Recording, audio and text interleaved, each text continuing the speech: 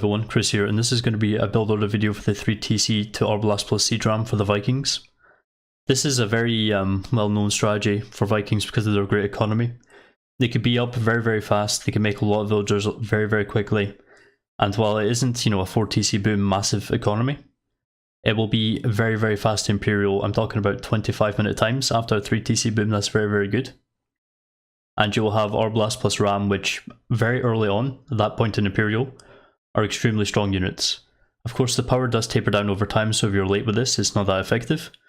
But they are very nice power units as TG flank 1v1. Lots of different things you get away with doing this in. There's also quite a lot of civs that perform basically the similar build order. As long as you follow the same steps through the Castle Age, then you should be able to be up at still the same fast time. Civs like Italians can do this, they have quite good Arbalast. They also have, they don't have siege ram, but they have cat ram, but they also have things like gunpowder or condottiero, which they could go into. And as a strategy I frequently go is Italian flank, for example. So there's lots of options, lots of civs you could do this with. This has some different information, different meta than, for example, the 26+2 advanced 1v1 3TC build order video I uploaded quite a long time ago. This is different than that. You're not really focusing on getting relics, but you are going to be up very fast, so you can pull off in a 1v1 because your economy is actually, you know, going to be rolling by the time that an enemy attacks you, so you could actually quite easily transition into something like expos for defense. So without further ado, let's just put on the build order. Let's just put the build order on screen rather. As you can see, this is not that complete. There's lots of moving villagers and lots of stuff that, you know, a little bit out of the usual if you don't have much experience with these build orders. So a more detailed version will be in the description. Lots of villager movements, they'll all be down there, and I'll try and include as much information as I can that'll help you perform this build. A lot of this involves basically hammering on the wood and gold quite early on. You want to quickly get as many farms as you can during the Castle Age, but you're going to have minimum on the way going up because a 25+2 is a very quick up build order. And to do it with enough wood during the early stages so you could afford 2 TCs in Castle Age, that's actually quite difficult. So without further ado, let's just jump into the game. There's lots we can explain as we go along.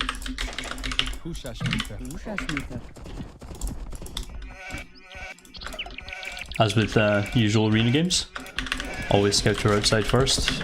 Unless you're going to lame yourself, then you don't want to get lamed. So you could have an outside boar, you could have outside sheep, all of which are things that will help you.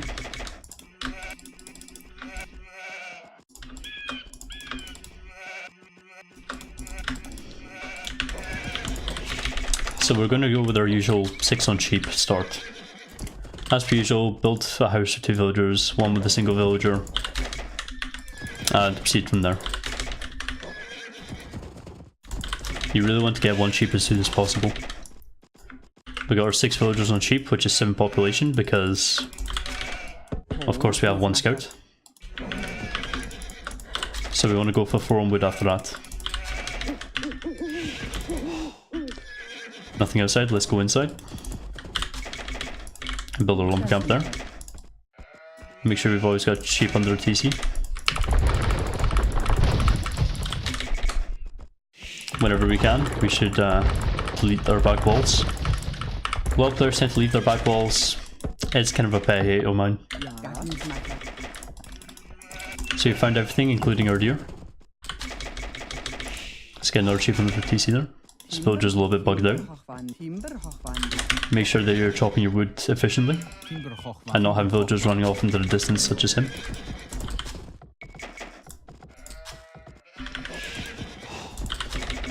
So now I have our 4 on wood, so we're going to get in the first 4. On arena it doesn't really matter unless you have an outside boar which boar you take. I would traditionally take this boar first if my deer were a bit closer to it, because it makes pushing them a nightmare if you're trying to contend with a boar. Because deer are scared of boar and they will also run from them. Next villager builds a house. Shoot the boar twice, bring in that villager. The next villager I also like to stick on the boar. I like to have a good 8 villagers minimum consuming a boar. It's just a nice number to have. So the villager that built the house now goes to the mill. And from here on out, it depends. It's a really messy part of any build order. Oops, dropped off way too early. In the end, you want a certain amount of berries. We're going to have 6 in total for this build order, which may seem a bit crazy, but I'll explain it when we get to it. But if we're pushing deer, we want some extra villagers in here to help consume them. So I like to add an extra 1 or 2. This next villager will get the next 4.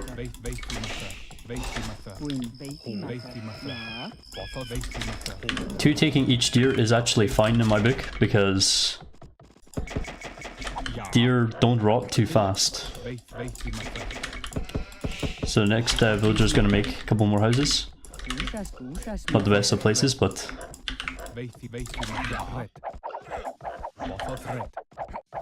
We have lots of food under TC right now, which is not ideal. But we can sort this out.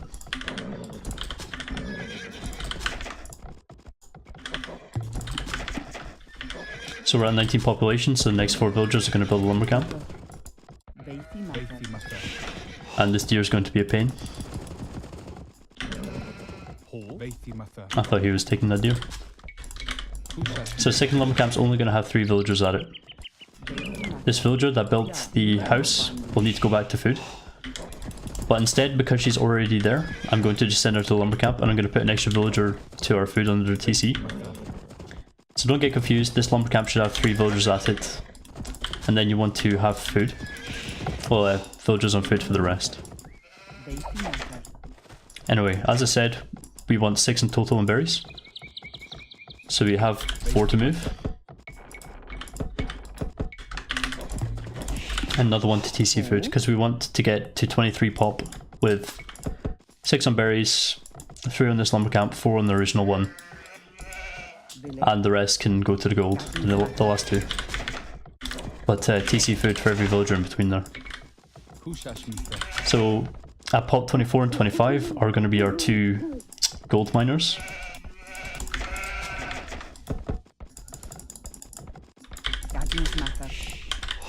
And then we click up.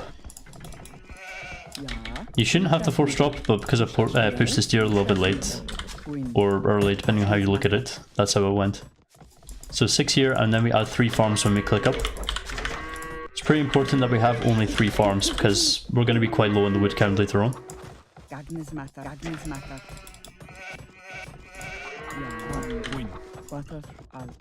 I was already a villager on there, I didn't look too closely. It's important to keep these guys working efficiently, because obviously this is a lot of villagers to have on 1 berry bush. So yeah, you want to keep a good eye on things. Vikings have a really nice economy, but similar to Aztecs, it's a little bit of a pain. What? Okay. Good job, AI. Like Aztecs, it's a little bit of a pain in terms of you might have the resources because your villagers are currently holding them. But you'll find in some cases you just straight up won't have the resources because they're not dropping it off. Because when they get wheelbarrow, for example when we're in Feudal Age, yeah. So queue up our 2 villagers, build a market plus blacksmith. And these 2 villagers are going to go to wood.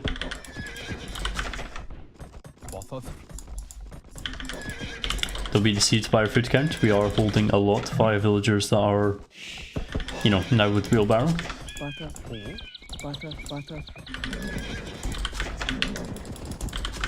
When we have 200 gold, move it off. You can do this when you click up, but it's something you shouldn't really forget to do. And then we click up. You have to force drop usually because of that. So let's have a quick talk about this. As soon as you click up to Castle Age, move your 2 villagers that are taking gold to a wood line. This way you're not taking extra gold that's not going to help you at the start of Castle Age. Sure, it might help you later on, but you're going to have a bunch of gold miners later on anyway, so it doesn't matter too much. But now we only have 26 villagers in total, because we did 25 plus 2. So it does matter to have those extra couple of villagers on wood. We do need them. First upgrade we're going to get is going to be horse collar, because we need to add an additional 3 farms. 6 farms is going to help us quite a bit. Something we also need to think about is we don't have too much on wood, so we're going to take some stragglers till we can afford to build those couple of farms we talked about. And these villagers up here, decent bit of foliage left, but we do want to move these guys off as well. I'm thinking of, because of TC spots, I want to keep a few villagers around so I can build 1 TC here. And I want to build 1 TC here on this gold as well.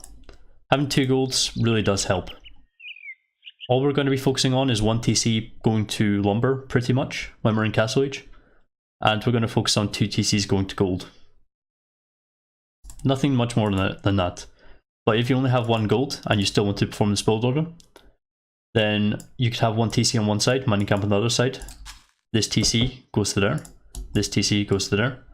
And then whatever TC you have on wood will just go to wood. So, let's get back into the game.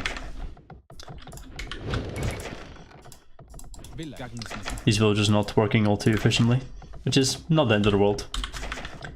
We don't actually need to get horse collar to add some farms, it's just generally a useful thing. So here we're going to move off some of these villagers. I want to keep 2 on here, that way I could use them to help build that town centre later. When horse collar's been researching a bit, then we could add our farms. And we also want to build a house, because we don't want to get a house as soon as we age up. So we're going to have quite a bit of villagers in this wood, quite a bit of villagers in this wood. We need to get double bed axe as soon as possible. 6 farms from your Vikings is really, really useful.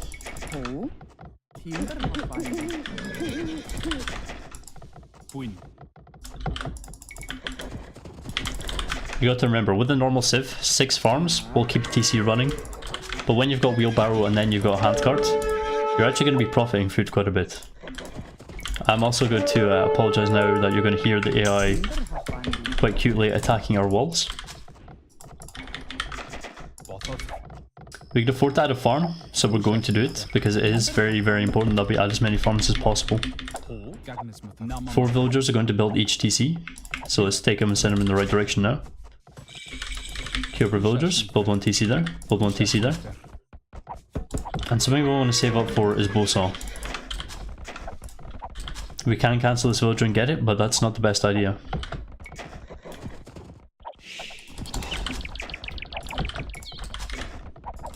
Every villager we create that we can still afford to make a farm with, we're going to. Making farms, as I said, is pretty important.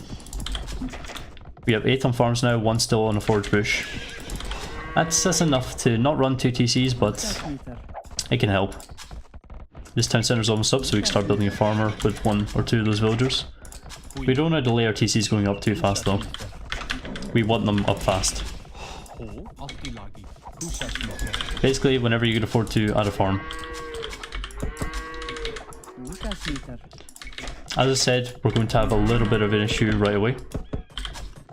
Because, as I said, our villagers are holding a lot of food.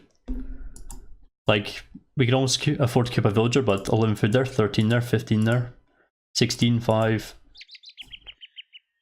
That's almost at least 100 food right around there. So that's, if you can't afford to make a villager, it's fine to just do a little force drop here and there. We really want to get around 14 farm mark, and then quickly expand that to something like 16, 18. And then we're really set for the food economy to run our TCs, as well as get a bit of, you know, leeway. And then we're going to add more farms, add more gold, so we could get towards imping. As you saw me do here, I took these villagers off gold right away and put them to wood. That's going to help us make some of the early farms we're going to need.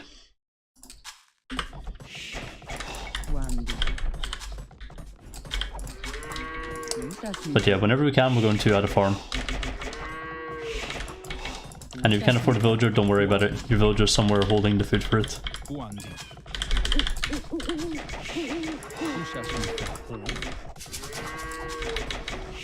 There we go, she dropped that one off. Our farms should start expiring around this time, that's also not a huge problem. Just make sure whenever you can, you add a farm. That way we're not going to keep dealing with this thing where we're going to have to wait for villagers to drop off a bunch of food. For quite a long time anyway. Oops, I was looking at the wood count there.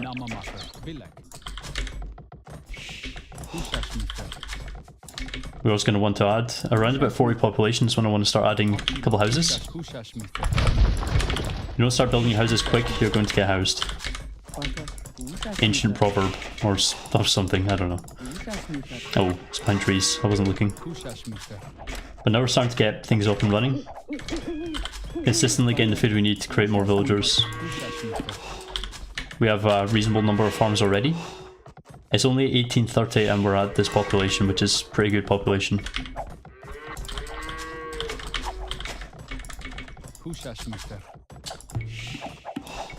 Our wood count is increasing, so I want to keep adding more farms. We're at a very good number now. 30 is kind of what I'm starting to aim for at this point. 30 is the good, you know, milestone to hit.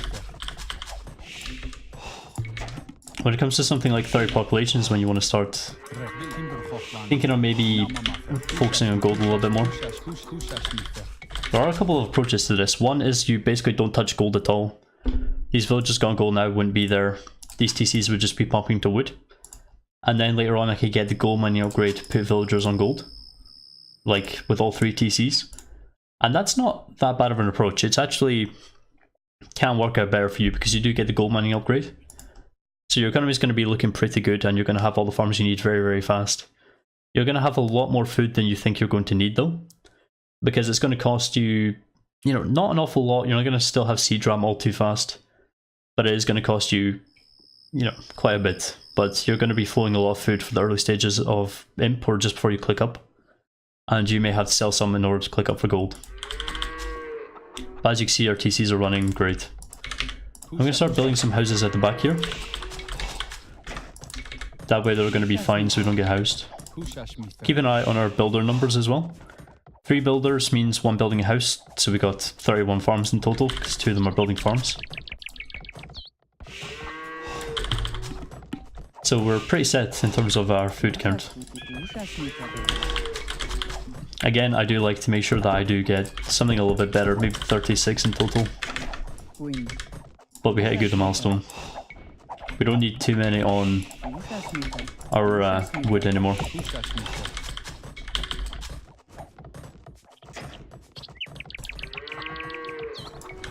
Make sure occasionally to replenish your lumber camps. Quite important step. One thing we don't get is heavy plow. You always want to get bowser right away, but heavy plow, not really. I kind of gave up the scouting because I'm trying to pay attention to talking at the same time as I don't really care there's an AI on my gate. Around the 21 minute mark is when I want to start considering building my outbuildings. So I'm going to build one there. It's going to be a siege workshop. Which is pretty important because obviously we're going to be needing siege. I didn't mean to send those villagers into null and nothingness.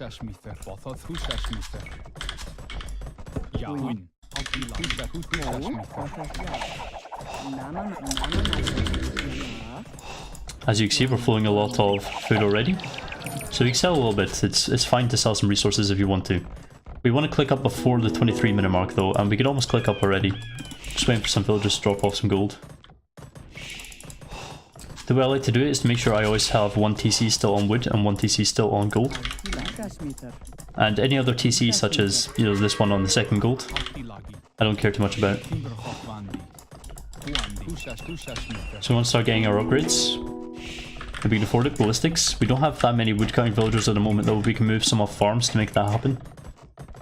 Which is something I plan to do now. Grab these villagers over here, stick them in our lumber camp over there, make sure we keep our TCs running. Don't need quite all those guys, let's stick them over there. Our racks is built, so now we can start building our archery range. As soon as we can afford to. We have idols all over the place. So I would build these outside of your something like a TG, maybe your pocket, and you don't feel like going berserks via a specific pocket civ. This could be quite helpful for you. Gold mining upgrade, we also want to get heavy plow on the way up. This is going to save us a lot of wood in the long run. We've still got a while until we're up, so we can afford to start getting some armor upgrades. The reason we might not do that is if we're thinking, you know, perhaps that we're about to hit 9% imp, we don't want to start getting our armor upgrade and then have to wait a little bit for that to finish before we get bracer. We can start researching it earlier. Bracer is a huge power spike that we want. I'm going to be going for 2 siege workshops and 4 ranges. Of course, you could go for something a bit different, depending on what you need. For example, you get siege ram quite late if you don't really need siege ram. The enemy are starting to attack this position. That's interesting. So we're up. So we're going to get our upgrades. So again, Cat Ram. We want to get Bracer. Of course, most important is Bracer. And then Orblast.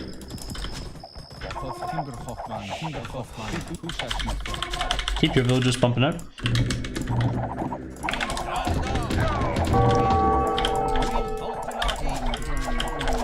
And the AI is being a little bit annoying here, so we're going to just hang back a bit with our blasts.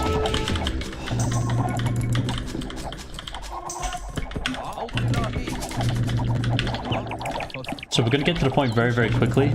You can't really just pull out 6 ranges right away and then expect to be able to run them all. You want to have a little bit of time before you add a couple more ranges. We have our cat farms up.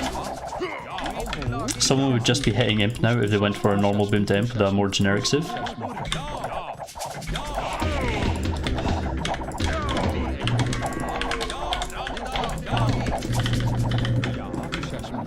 We don't need to run all this food, but we're about to get siege ram, so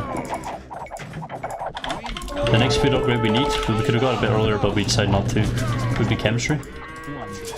Chemistry is a really effective upgrade. Leather arch armor is also nice, although I think I'm going to stop leather arch armor in favour of chemistry.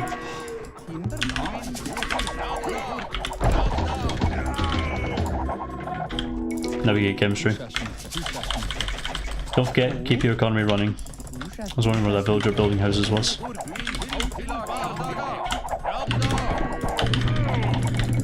Soon we want to get thumbering, because of course thumbering adds a lot of strength. At some point we could also consider getting siege engineers. Our economy is looking not quite strong enough for that at the moment. But we were up fast, we have a lot of army for this stage of the game. And of course you can start accumulating outside your enemy's base at this point. We want to start adding a bit more farms. Of course this is all just made up as I go along because it's something what an AI is going to do. But our economy is going to be looking pretty balling in the moment. If they haven't taken all the things such as relics, then you want to make you might want to make use of it, especially a lot of map control aspects.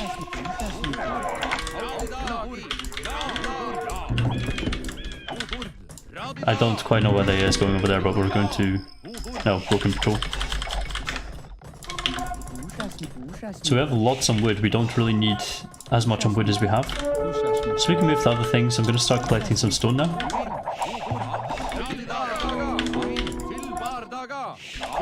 We're almost fully upgraded, we just need one more upgrade.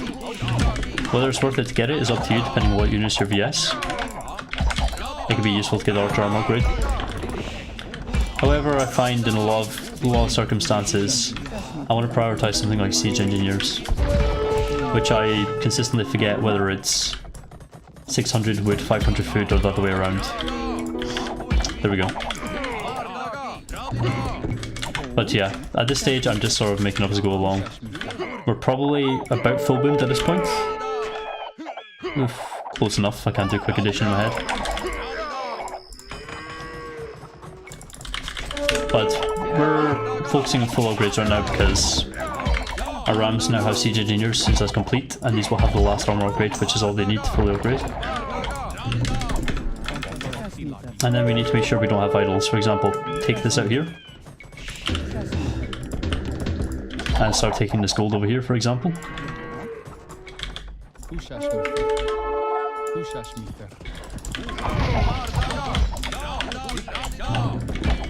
But yeah, this is basically how you win from this point on. Be useful to get techs like masonry. Masonry is, again, a very, very good technology. You can add a couple of extra farms, houses, sorry, just as a kind of backup.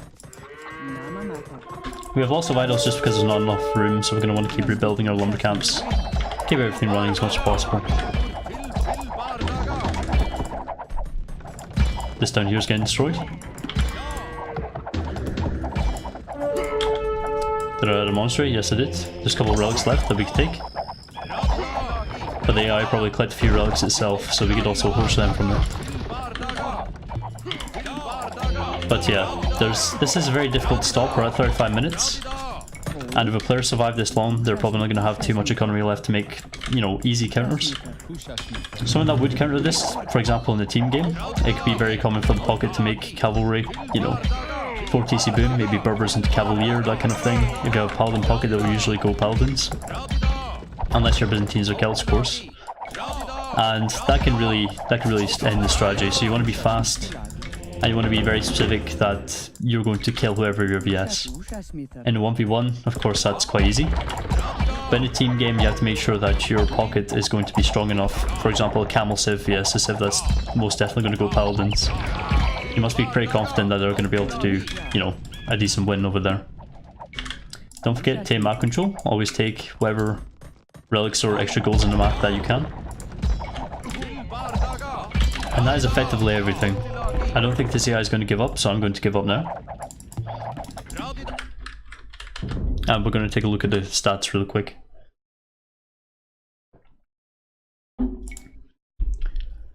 Largest army 67, minute 36. Of course, we did hit the population cap with our Blast plus Ram very, very early. Our economy stats, wouldn't really compare them to a hard brute force AI, to be honest, but they're pretty extremely strong. The boom from the Vikings really up there. Castle age time, that's actually a decent bit of idle time, that's 14 seconds. As I keep saying, it's the Vikings not dropping off enough resources. And also just the bit in darkage I had, that's just me. Imperial time, a little bit late, maybe 20 seconds later than I would usually hope for. But I was trying to explain things and I build up little errors when I'm doing that. 120 villager high. Something I would say with Vikings is you could run Arblast plus Siege Ram off a lower economy than other strats. 110 villagers can actually be enough to really give you a good kickstart because you have a massive amount of economy building up by the time you hit Imp. So you could really run it off quite a low amount of villagers. What I would do is I would open with it, and then I would, you know, slightly overboom, 135 villagers, maybe start making castles, get a barracks, start making those infantry upgrades. You can switch into pikes, you can switch into champs, but better yet, if you have, you know, very good map control, then you could easily get enough gold, enough resources to be able to get yourself berserks maybe. Transition into that kind of option. You want to give yourself every option. Vikings are a very, very strong civ in Warlord Kingdoms or expansions. So yeah, there's lots of things that are just basically experience and meta and how to play civs. But hopefully you learned some things about that in this video. I'm trying to go through all the castle ages, which is the most difficult part that a lot of people seem to miss. Because being up 2 minutes later to Imperial Age because your castle age is just not quite right, that could be massive in a team game, and especially in a 1v1. You could really get a lot of damage. So I'm just trying to encompass as many of these as possible. So that is everything from this video. I don't see anything else interesting here to talk about. So, thanks for watching this video. Hopefully you learned something. And goodbye.